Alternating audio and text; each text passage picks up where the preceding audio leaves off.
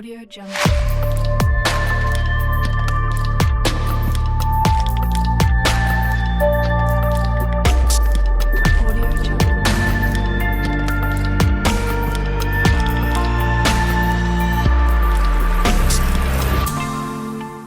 ሰላም ጤና ይስጥልን ውድ የሐረሪ ቲቪ ተመልካቾች የዘውትር በዚህ ሰዓት ወደ እናንተ የምናደርሰው ሳምንታዊ የአጀንዳ መሰናዶችን ነው።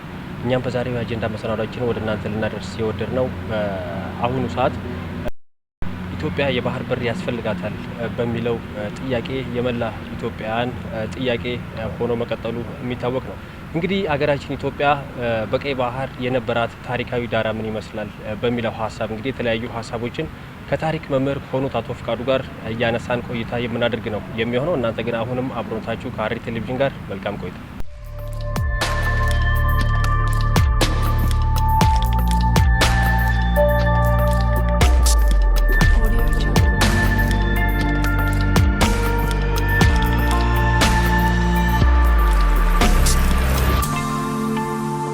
መምህር አቶ ፍቃዱ ስለ ጊዜቶች ከልብ አመሰግናለሁ። እንግዲህ እንደሚታወቀው ኢትዮጵያ በቀይ ባህር የነበራት ታሪካዊ ዳራ ምን ይመስላል፣ እንደዚሁም በቀይ ባህር ዙሪያ የነበራት ሚናስ ባለቤትነት ምን ይመስላል በሚለው ሐሳብ ላይ የተለያዩ ሐሳቦችን የምናነሳ ነው የሚሆነው። ለጥያቄያችን መነሻ የሆነን ዘንድ የኢትዮጵያ የባህር በር ባለቤትነት ታሪካዊ ዳራ ምን ይመስላል፣ በተለይም በቀይ ባህር ዙሪያ የነበራት ሚናና ባለቤትነትስ እንዴት ይገልጹታል የሚለውን መነሻ ብናደርግ። ኢትዮጵያ ከቀይ ባህር ጋር ያላት ግንኙነት ከ2000 ዓመት በላይ ያስቆጠረ ነው። እንደሚታወቀው ኢትዮጵያ ብለን ስንጠራ የኢትዮጵያ የስልጣኔ ማዕከል የሆነው አክሱም ነው። አክሱም በቀይ ባህር ላይ የነበራት ወታደራዊ፣ ፖለቲካዊና ኢኮኖሚያዊ እንዲሁም ማህበራዊ ተጽዕኖ እጅግ ከፍተኛ እንደነበረ የሚገልጹ በሶስተኛው ክፍለ ዘመን የተጻፉ የድንጋይ ላይ ጽሁፎች በአዶሊስ ወደብ አካባቢ መገኘታቸው አንዱ ኢትዮጵያ ከቀይ ባህር ጋር ያላትን ግንኙነት አመላካች ነው። እንደሚታወቀው እንግዲህ የአክሱም ወታደራዊ ዘመቻ ወደ ደቡብ አረቢያ ያደረገችው ወታደራዊ ጉዞ ወይም እንቅስቃሴ አካባቢውን ለመቆጣጠር እንዳስቻላት እናያለን። በተለይ የደቡብ አረቢያን እና የቀይ ባህር ዳርቻ የሆኑ አካባቢዎችን ተቆጣጥራ ለረጅም ጊዜ ስታስተዳድር እንደነበረ የተገኙ የታሪክ ማስረጃዎች ያብራራሉ።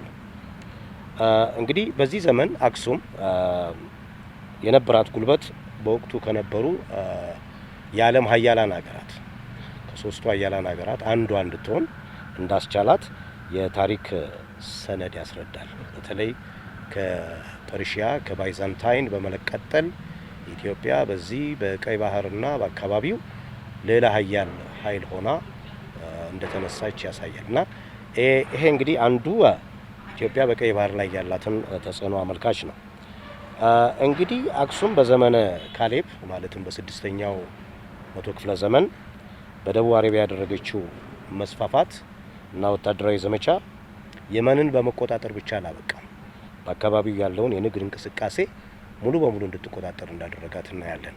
በዚህ የተነሳ እጅግ በጣም የተሳለጠ የንግድ እንቅስቃሴ ከሩቅ ምስራቅ ሀገሮች በተለይም ከቻይና፣ ከህንድና ከስሪላንካ ጋራ የጠበቀ ግንኙነት እንደነበራት የሚያመለክቱ ብዙ ማስረጃዎች ማግኘት ይቻላል። በተለይ በ7ኛው መቶ ክፍለ ዘመን ግን ይህ ግንኙነት ለጊዜውም ቢሆን ኦፍ ኤንድ ኦን እየሆነ ሲቀጥል ቆይቶ በ7ኛው ክፍለ ዘመን በተለይ በአረቢያ አካባቢ የተነሱ ኃይሎች እና ግብጽን ጨምሮ በአካባቢው የነበራትን ቁጥጥር እንዲላላ እንዳደረጉ እናያለን እና በዚህ የተነሳ በቀይ ባህር አካባቢ ያለው ግንኙነት ወይም ኢትዮጵያ ከቀይ ባህር ጋር ያላት ግንኙነት ከሞላ ጎደል መልኩ የተቀየረ ሆኖ እናያለን። አክሱም እንግዲህ በገናናነት ዘመኗ የቀይ ባህር የንግድ እንቅስቃሴን በሞኖፖል የተቆጣጠረች እንደነበረ የታሪክ ማስረጃዎች አሉ። ዘ ፕሪፕለስ ኦፍ ኤሪትሪያን ሲ የሚል ጽሁፍ ዶኩመንት በአልታወቀ አንድ ግሪካዊ ጸሐፊ የተጻፈ ይሄ የሚያመለክተው ዶኩመንቱ ኢትዮጵያ በኢምፖርት ኤክስፖርት ንግድ ከውጭው ዓለም ጋር ያላትን ግንኙነት የሚያመላክት እንደውም የንግድ ማኑዋል ተብሎ ይጠራ እንደነበረ ጽሁፍ ያስረዳል። ፕሪፕለስ ኦፍ ኤሪትሪያን ሲ በአብዛኛው ኢትዮጵያ ወደ ውጭ የምትልካቸውን የትሬድ አይተምስ የሚገልጽ እንደነበረ እናያለን። በሌላ በኩል ኢትዮጵያ ከቀይ ባህር ወዲያ ባሉት ሀገሮች ላይ ጋር ብቻ አልነበረም። በሜዲትራኒያን ባህር አካባቢም ከሚገኙ ሀገሮች ጋራ ግንኙነት እንደነበራት ያመላክታል። ከግሪክ ከሮማውያን ጋራ የጠበቀ የንግድ ግንኙነት እንደነበራት የሚያመለክቱ የታሪክ ሰነዶች አሉ። አክሱም በዚህ ዘመን በቀይ ባህር አካባቢ ጠንካራ የሆነ ወደብ ገንብታም እንደነበረ እናውቃለን። የወደቡ ስም አዶሊስ ይባላል። አዶሊስ በ7ኛው መቶ ክፍለ ዘመን ከደቡብ አረቢያ የተነሱ ኃይሎች እንዳወደሙት ብናቅም በዚህ አካባቢ የነበረው ወደብ ለተለያዩ መርከቦች አገልግሎት ይሰጥ እንደነበረ የተገኙ የታሪክ ማስረጃዎች አዶሊስ አካባቢ ያሉ ኢንስክሪፕሽኖች በድንጋይ ላይ የተጻፉ ጽሁፎች ያስረዳሉ። እና በአጠቃላይ ኢትዮጵያ በዚህ ዘመን ንግዷን ለማሳለጥ የሚያስችላትን የመገበያያ ሳንቲሞችን ከብር ከወርቅ እና ከመሳሰሉት በማተም ተጠቀም እንደነበረ ነው የምናየው። አክሱም በቀይ ባህር ላይ የነበራት ጉልህ ተጽዕኖ እና ቁጥጥር ከላይ ለመግለጽ እንደተሞከረው እጅግ በጣም ከፍተኛ እንደነበረና በኋላ ግን እያደር ያው ቅድም እንደገለጽኩት የአረቦች መጠናከር የግብፃውያን ተጽዕኖ ተደማመረና የነበራት ጉልህ ድርሻ በመጠኑ ሊቀንስ እንደቻለ እናያለን። እንግዲህ ወደ ቅርብ ዘመን ስንመጣ በ19ኛው መቶ ክፍለ ዘመን ጀምሮ ግብጽ በኢትዮጵያ ላይ ተጽዕኖ ማድረግ እንደጀመረች እናያለን። በተለይም የግብጽ መሪ የነበረው ኬዲቭ እስማኤል ግሬተር ግብጽ የሚል ታላቋን ግብጽ የመገንባት ህልም ይዞ የአካባቢውን አገሮች ለማስከበር ያደረገው ሙከራ እንደነበረ እናያለን። ከኢትዮጵያ ጋራም ጦርነት ውስጥ እንደገባ ጉራና ጉንደት ላይ በአፄ ዮሐንስ ዘመን ከፍተኛ የሆነ ጦርነት እንደተደረገ ይህም ጦርነት ኢትዮጵያ በድል አድራጊነት እንደተወጣችው ታሪክ ይናገራል። ነገር ግን ይህንን ዘመን ስንጠቅስ በአካባቢው የሚገኙ አውሮፓውያን ኃይሎችና የኦቶማን ቱርክ ተጽዕኖ ለግብፃውያን ያደላ እንደነበረ መረዳት እንችላለን። ይሄ ማለት ምን ማለት ነው? እንደሚታወቀው የቀይ ባህር አካባቢ ካሉት ወደቦቻችን መካከል አንዱ የነበረው የምጽዋ ወደብ ግብጽ እንድትቆጣጠረው እንደተደረገ እናያለን። ይሄ እንግዲህ ኢትዮጵያ ከቀይ ባህር ጋር ያላትን ግንኙነት እንዳይቀጥል ለማድረግ ከተደረጉ ሙከራዎች መካከል አንዱ ነው። ይሄም በታሪክ ሰነዶች ላይ የሰፈረ ነገር ነው። ምጽዋ ወደብ እንግዲህ ግብጽ ከያዘች በኋላ ምንድነው ያደረገችው? ይሄንን ወደብ እንደ መስፈንጠሪያ በመጠቀም ላውንቺንግ ፓድ ይሉታል፣ እንደዛ በመጠቀም ወደ ኤርትራ ግዛቶች ወደ ቦጎስ ማለትም ከረን እንደገና አልፎ መተማን ወደ ታች በመውረድ እነ ታጁራን እነ ዘይላን እዚህ በምስራቅ አፍሪካ የሚገኙ ወደቦችን እና አካባቢዎችን እንደተቆጣጠረች እናያለን። እና ኢትዮጵያ ከህንድ ውቅያኖስም ጋር ያላትን ግንኙነት እንዲቋረጥ ያደረገችው ግብጽ እንደሆነ ማረጋገጥ እንችላለን። በአጠቃላይ ምጽዋን ከያዘች በኋላ ግብጽ ምን አደረገች ነው? አንደኛ የኢትዮጵያ የውጭና የውስጥ ንግድ ጤናማ እንዳይሆን አድርጋለች። በተለይም በኢትዮጵያ ላይ የቀረጥ ታክስ በመጨመር ወደ ኢትዮጵያ የሚገቡ የጦር መሳሪያዎች እንዳይገቡ በማድረግ ወደ ኢትዮጵያ እንዳይገቡ ተጽዕኖ ታደርግ እንደነበረ ከታሪክ መጽሐፍት ያገኘነው ማስረጃ ይገልጻል። እና በአጠቃላይ ስናይ እንግዲህ ግብጽ በአካባቢው መንሰራፋት የግብጽ ሀያል መሆን በኢትዮጵያ ከቀይ ባህር ጋር ያላትን ግንኙነት ከህንድ ውቅያኖስም ጋር ያላትን ግንኙነት እንዲቋረጥ፣ ምክንያቱም ወደዚህ ምስራቁን የኢትዮጵያን ክፍል ሁሉ እንደተቆጣጠረች እናያለን። ዘይላን ሁሉ ወደ መገዳደር የኢትዮጵያን በዛ በኩል የምታደርገውን የንግድ እንቅስቃሴ ላለማሳለጥ ከፍተኛ የሆነ እንቅፋት እንደሆነች እናያለን።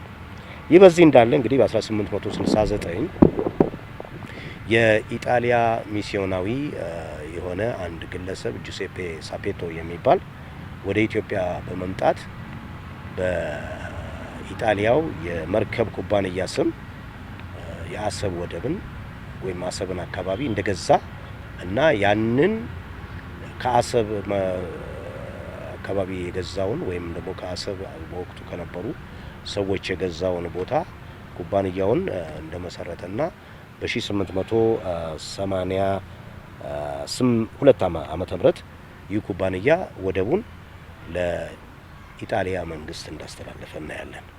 ይሄ እንግዲህ ምን ያክል ምዕራባውያን የዚህ ቀይ ባህር አካባቢን ለመቆጣጠር የመጀመሪያ ጥረታቸው ባለመሳካቱ እንደገና አሁን ኢጣሊያን ይህንን ጉዳይ ሙሉ በሙሉ እንዳስፈጸመች እናያለን። ኢትዮጵያ ከቀይ ባህር ጋር ያላትን ግንኙነት እንዲቋረጥ ኢጣሊያ የተጫወተችው ሚና ቀላል አይደለም። ማለትም ይህንን አሰብን እንደ ስፕሪንግ ቦርድ በመጠቀም ወደ ደጋማው የኤርትራ ክፍል እየተስፋፋች እንደመጣች እናያለን። ኢትዮጵያ የኢጣሊያን ወራሪዎች በጀግኖቿ ተጋድሎ እንግዲህ ቀደም ሲል ዶጋሊ ሳጢ ላይ ካሸነፈች በኋላ ወደ ሚቀጥለው እና ከፍተኛ ድል ወደ ተቀዳጀችበት ወደ አድዋ ዘመቻ ወይም ወደ አድዋ ጦርነት ያመራ ከፍተኛ የሆነ ተጋድሎ እንደተደረገ እናያለን። ነገር ግን በ1896 ዓመተ ምህረት አድዋ ላይ ያገኘነው ድል የቀይ ባህር አካባቢያችንን ለማስመለስ አላስቻለንም። ያ አንዱ ትልቁ የኢትዮጵያ ማነቆ የነበረው ያ እንደነበረ እንግዲህ የታሪክ ሰነዶች ያስረዳሉ። ሌላው እንግዲህ ኤርትራን ኢጣሊያ ከተቆጣጠረች በኋላ ለ50 ዓመት ያክል አካባቢውን እንዳስተዳደረች እናያለን። በሁለተኛው ዓለም ጦርነት ማለት ነው። ኢጣሊያ ከተሸነፈች በኋላ አካባቢውን ደግሞ ለ10 ዓመት እንግሊዝ፣ ምክንያቱም የኢትዮጵያ የጦር ቃል ኪዳን ወይም ደጋፊ ስለነበረች ብሪታንያ የኢትዮጵያን ጀግኖች አርበኞችን ደግፍ ያለው በሚል ያንን አካባቢ በቁጥጥሯ ስር ካስገባች በኋላ አሰብንም ጠቅላ ይዛ እንደነበረ ነው የምናየው። ሆኖም ግን የእንግሊዝ አገዛዝ በ1952 ዓመተ ምህረት እንግሊዝ ከአካባቢው ስትወጣ በተባበሩት መንግስታት ድርጅት ውሳኔ መሰረት ኤርትራ ከኢትዮጵያ በፌዴሬሽን እንድትዋሃድ እንደተደረገ እናያለን እና ያኔ ኢትዮጵያ የቀይ ባህር አክሰስ እንዳገኘች እና ይሄንኑ ደግሞ ኃይለ ሥላሴ በሰሩት ስህተት 1962 አካባቢ ፌዴሬሽኑን አፍርሰው ኤርትራ ሙሉ በሙሉ ተቆጣጠሩ፣ በማዕከላዊ መንግስት ስር አስገቡ። ሆኖም ግን የቀይ ባህር ባለቤትነት እንደቀጠለ እናያለን። እዚህ ላይ አጼ ኃይለ ሥላሴን ያደረጉትን የዲፕሎማሲ ጥረት ሳላደንቅ አላልፍም። ቀይ ባህር እንግዲህ እሳቸው አሰብን እና ምጽዋን የኢትዮጵያ ወደቦች በማድረግ የኢትዮጵያን ባህር ኃይል መደቦችን እዛ በቤዝ በመስራት ኢትዮጵያ ተመልሳ ወደ ቀይ ባህር እንድትመጣ እንዳደረጉ ማንም የሚስተው ነገር አይመስለኝም። ኋላ ግን ይሄ ሁኔታ በ1983 ደርግ ከተሸነፈ በኋላ በነገራችን ላይ ደርግም የቀይ ባህር ይዞታችንን አስከብሮ እጅግ በጣም ከፍተኛ የሆነ ተጋድሎ አድርጎ at the end of the day ቢሸነፍም በ1983 የመጡት ደግሞ መሪዎች የኤርትራን ጉዳይ የወሰኑበት አካሄድ እጣ ፈንታ የተወሰነበት መንገድ ትክክል ስላልነበረ ሁለቱም ወደቦች ለኤርትራ እንደተሰጡ እናያለን። እኔ አሁን አንድ ነገር እዚህ ጋር ማንኛውም ኢትዮጵያዊ ሊያስታውሰው የሚገባ ነገር ቢኖር ምንድነው፣ በኢጣሊያ ዘመን ኢጣሊያና ኢትዮጵያ በተለይ ንጉሥ ኃይለ ሥላሴን ኢጣሊያኖች እየመሩ በቅኝ አገዛዝ ስር ኢትዮጵያ ሆና ግን አዜ ሲምቦል ኃይለ ሥላሴን በማስቀመጥ ኢትዮጵያ ለማስተዳደር ሙከራ እንዳደረጉ ይታወቃል። ሆኖም ግን የአጼ ኃይለ ሥላሴ መንግስት ፈቃደኛ አልሆነም እንጂ አንዳንድ ኮንሴሽኖች ውሎች ተፈርመው ነበር። በተለይ ኢትዮጵያ 20 ኪሎ ሜትር የባህር መግቢያ ኮሪዶር እንድታገኝ ለማድረግ ሞክረው ነበር። ይሄ እንግዲህ የሚያሳየው ምንድነው፣ ወደቡ ቀደምም ሲል የኢትዮጵያ እንደነበረ ጣሊያኖች ያምናሉ ማለት ነው። ነገር ግን ይሄ ሁሉ የታሪክ ማስረጃ እያለ የኤርትራ የሪፈረንደም ጉዳይ ሁለቱንም ወደቦች እንድናጣ አድርጎናል። በአጠቃላይ እንግዲህ ኢትዮጵያ ከቀይ ባህር ጋር ያላትን ግንኙነት እንዲቋረጥ ያደረጉ ውስጣዊና ውጫዊ ችግሮቻችን ብዙ ናቸው። እኔ ውጫዊ ችግሮቻችንን ጠቀስኩኝ። ውስጣዊ ችግሮቻችን ደግሞ ያው ሰላምና ያለማግኘት ነው። ሰላም ባለማግኘታችን የነበሩት መንግስታት በኃላፊነት የዲፕሎማሲ ችግር መኖር እነዚህ ሁኔታዊ ተደማመሩና ኢትዮጵያ ከቀይ ባህር ጋር ያላት ግንኙነት ተቋረጠ።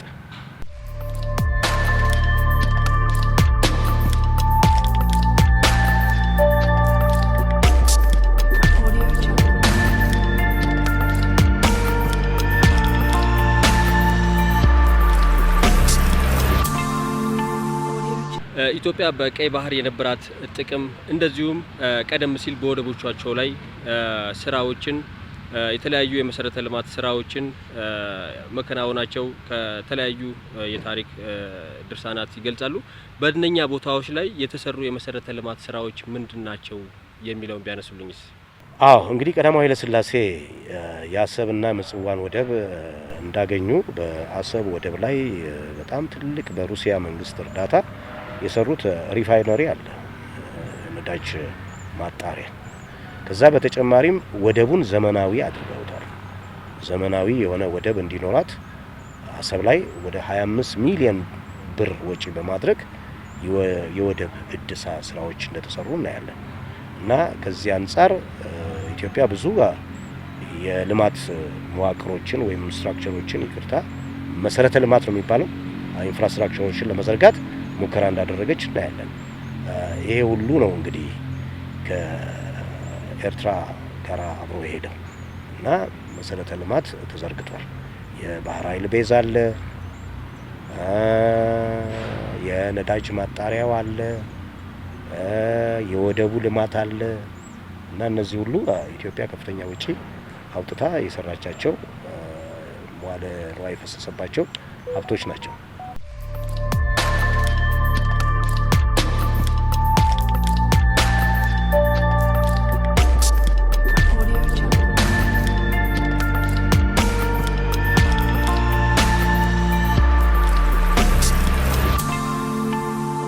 እንግዲህ ታሪካዊ ዳራውን በዚህ ልክ ካነሱልኝ ኢትዮጵያ በባህር በር በነበራት ጊዜ ቀጠናዊ ሚናዋ ምን ይመስል ነበር?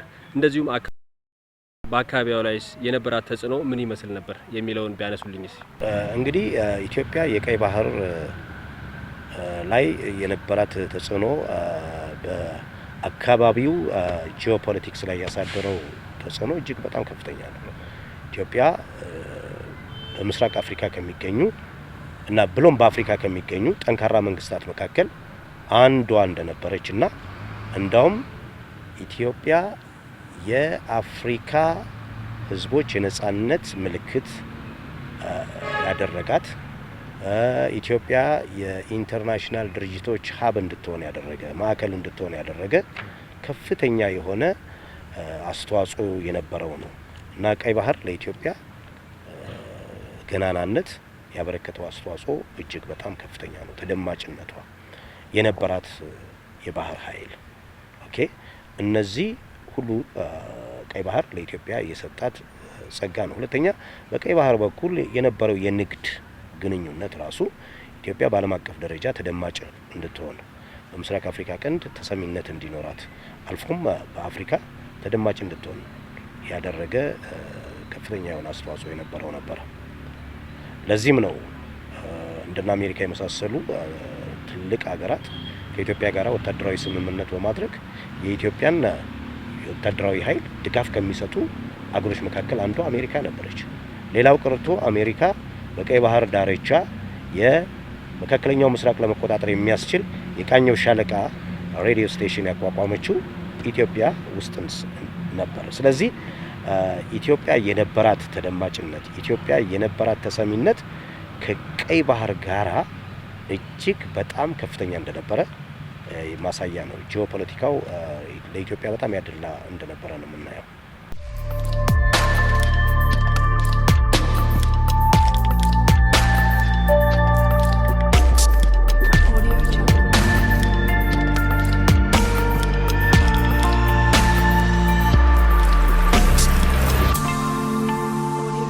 የባህር በር ባለቤት መሆን ለአንድ ሀገር የሚኖረው ኢኮኖሚያዊ፣ ፖለቲካዊ እንደዚሁ ማህበራዊና ጂኦፖለቲካዊ ፋይዳው ምንድነው ይላሉ? እስቲ በጣም ከፍተኛ ነው። የባህር በር ባለቤት መሆን ማለት ይሄ ምንም አጠያይቅም። እጅግ በጣም ብዙ ጠቀሜታ አለው። ዘርፈ ብዙ የሆነ ጠቀሜታ አለው። አንደኛ ንግድ ትስስር ውስጥ ሀገራት የባህር በር ያላቸው ሀገራት ኢኮኖሚያቸው እጅግ በጣም ያደገ ነው። ምክንያቱም እኛ በአመት ከ2 ቢሊዮን ብር በላይ ለወደብ ኪራይ እናወጣለን። ዶላር በላይ እናወጣለን። ይሄ ይቀራል። ከ2 ቢሊዮን ዶላር በላይ በአመት ለወደብ እንከፍል እንደነበረ አንዳንድ መረጃዎች ይጠቁማሉ። ይሄ እንግዲህ አንዱ በሀገር ኢኮኖሚ ላይ የሚያደርሰው ተጽዕኖ ቀላል አይደለም። ይሄ ሁሉ ይቀራል። ንግዱ ብዙ አገሮች ለመድረስ ይቻላል በባህር አማካይነት። ስለዚህ ትልቅ አስተዋጽኦ አለው። ሌላው ከጂኦፖለቲክስ አንጻር በአካባቢው ያሉ ለሰላምና ለጸጥታ አስጊ የሆኑ ኃይሎችን ለመቆጣጠርም የባህር በር መኖር በጣም ከፍተኛ የሆነ አስተዋጽኦ አለው። አሁን እንደምናየው ብዙ ሀገሮች ጅቡቲ ላይ የባህር ቤዝ ወይም የጦር ቤዝ እየመሰረቱ ነው ያለው። ይሄ ማለት ምንድነው? የጅቡቲ በጂኦፖለቲክስ ላይ ያላት አዎንታዊ ተጽዕኖ እጅግ በጣም ከፍተኛ መሆኑን ነው የሚያሳየው። ኢትዮጵያም የዚህ እድል ተቋዳሽ ልትሆን የሚችልበት ሁኔታ ነው ያመለጣት።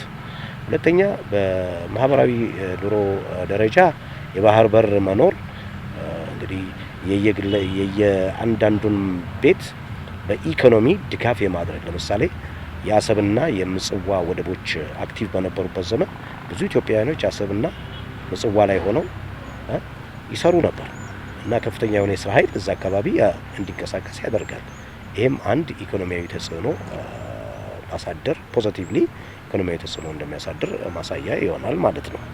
ጥያቄህን መመለሴን መልካም። ከዚህ ጋር በተያያዘ ኢትዮጵያ በቀይ ባህር በነበራት ጥቅም እንዲሁም ቀደም ሲል በወደቦቿ ላይ የመሰረተ ልማት ስራዎችን ከመስራት አንጻር የተሰሩ ስራዎች ምን ይመስሉ ነበር? እንግዲህ ቀዳማዊ ኃይለ ሥላሴ የአሰብና ምጽዋን ወደብ እንዳገኙ በአሰብ ወደብ ላይ በጣም ትልቅ በሩሲያ መንግስት እርዳታ የሰሩት ሪፋይነሪ አለ፣ ነዳጅ ማጣሪያ። ከዛ በተጨማሪም ወደቡን ዘመናዊ አድርገውታል። ዘመናዊ የሆነ ወደብ እንዲኖራት አሰብ ላይ ወደ 25 ሚሊዮን ብር ወጪ በማድረግ የወደብ እድሳ ስራዎች እንደተሰሩ እናያለን። እና ከዚህ አንጻር ኢትዮጵያ ብዙ የልማት መዋቅሮችን ወይም ስትራክቸሮችን መሰረተ ልማት ነው የሚባለው ኢንፍራስትራክቸሮችን ለመዘርጋት ሙከራ እንዳደረገች እናያለን። ይሄ ሁሉ ነው እንግዲህ ከኤርትራ ጋር አብሮ የሄደው እና መሰረተ ልማት ተዘርግቷል። የባህር ኃይል ቤዝ አለ፣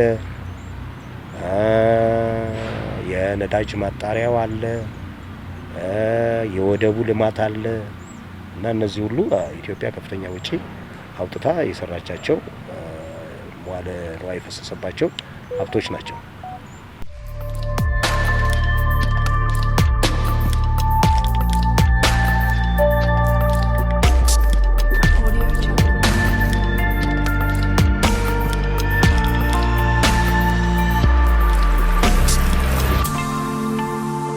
ኢትዮጵያ ከባህር በር ወይንም ከቀይ ባህር ያራቃት ምክንያቶች ምንድን ነው ይላሉ?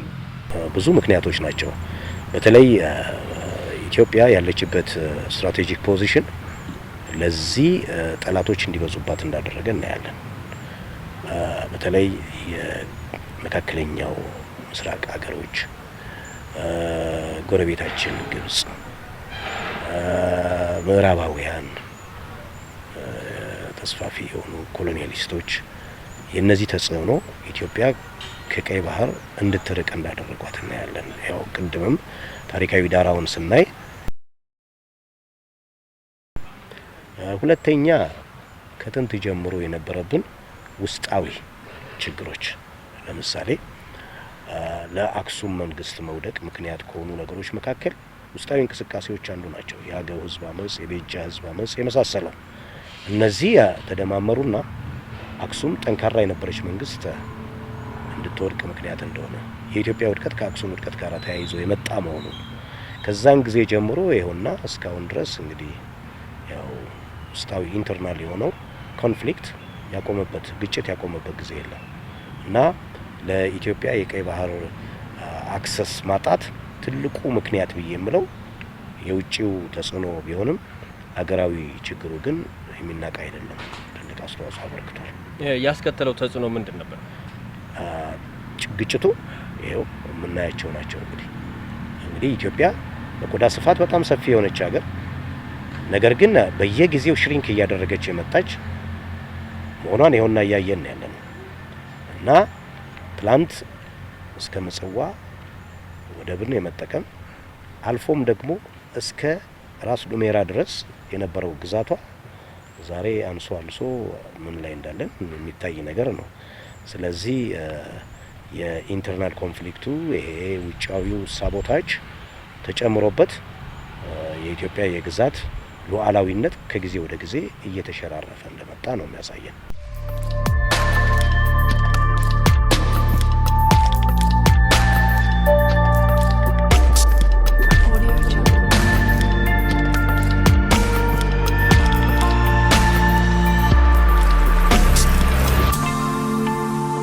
ኢትዮጵያ በታሪክ አጋጣሚ ያጣችውን የባህር በር ከታሪክ አንጻር መልሳ የምታገኝበት እድል ይኖር ይሆን?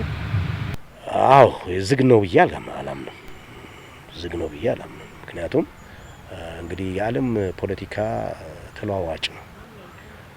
እንግዲህ ዳይናሚዝም አለ፣ ዳይናሚክ ነው የዓለም ፖለቲክስ። ስለዚህ አሁን እንግዲህ በ21ኛው ክፍለ ዘመን ዓለም በጋራ ተሰባስቦ የሚኖርበት ሁኔታ ነው ያለው። ዓለም ወደ አንድ እንትን እየመጣች ነው።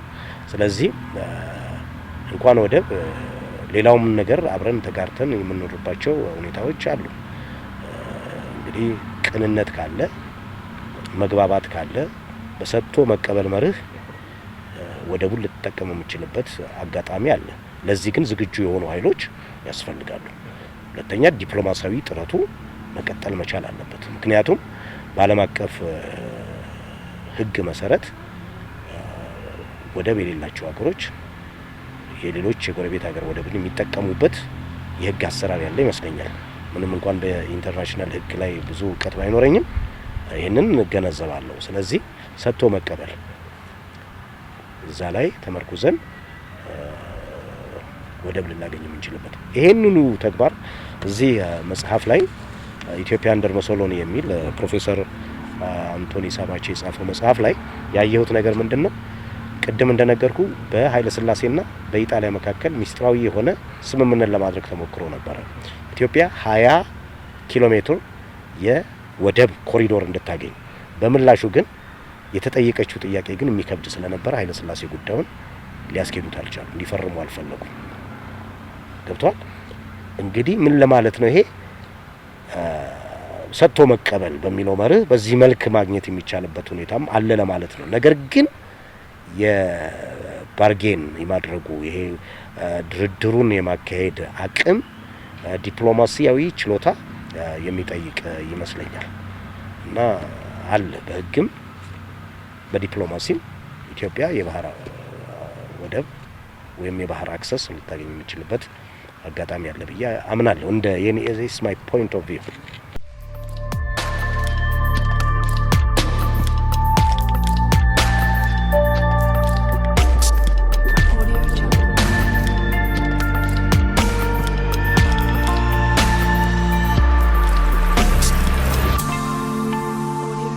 በመጨረሻ እንግዲህ አሁን ባነሳነው ሀሳብ ዙሪያ ማስተላለፍ የሚፈልጉት መልእክት ካለ በዚህ አጋጣሚ እድሉ ልስጦት።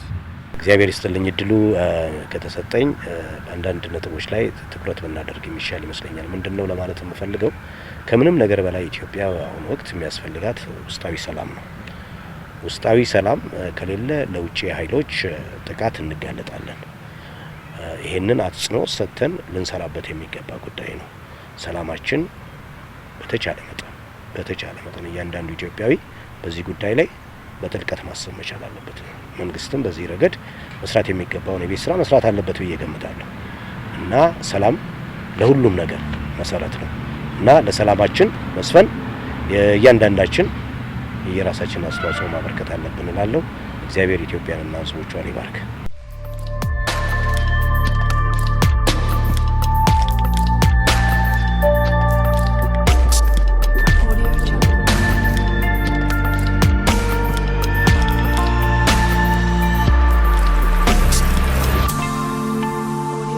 ተመልካቾች እስካሁን ወደ እናንተ ስናደርስ የቆየነው ኢትዮጵያ በቀይ ባህር ዙሪያ የነበራት ታሪካዊ ዳራ ምን ይመስላል በሚለው ሀሳብ ከታሪክ መምህር ከሆኑት አቶ ፍቃዱ ጋር ያደረግነውን ቆይታ ነበር ወደ እናንተ ያደረስነው።